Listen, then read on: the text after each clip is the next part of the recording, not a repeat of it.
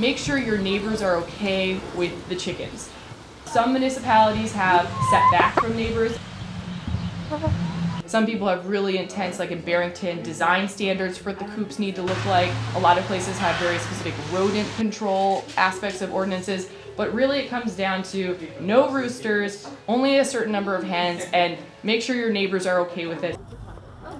Yeah. Oh, cool.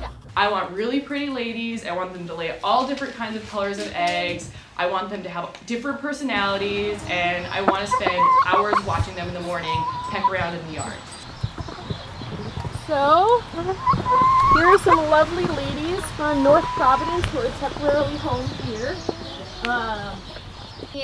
This tends to be where the chickens spend their day, and this is where you're going to want to have the food and water. So right now it's cold outside, so Drake has a heated bowl in here, but you can have just a regular bowl or a gravity feeder. But in the winter, one of the big challenges is keeping the water from freezing. Think about what you want out of the experience and what you're looking for from your chickens. This is a good, like this lady right here is a pretty good sized chicken. So if you had smaller sized chickens, you could have more in that space.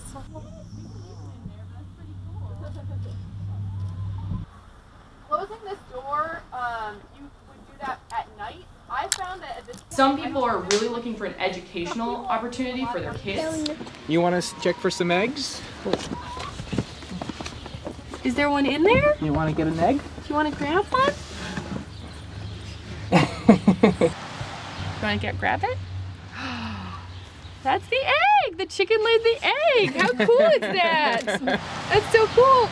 Do we put it back for the chicken to sit on? The other thing I'll note is, as much as you might think you want to make this airtight, you actually want to make sure you've got some good ventilation going on in the coop, because that's what's going to keep their respiratory systems healthy. You cannot have a rooster, and so this is something to keep in mind if you're getting chicks, because oftentimes chicks can turn into roosters or they can turn into hens, and so that's something you have to be prepared for. Really what got me to keep chickens is I wanted to create a sense of home and I wanted my own eggs. Put this in the coop, in the laying box, they're going to lay because they're going to see an egg and they want to lay by the other egg. So you can actually train your chickens where you want them to lay their eggs based upon using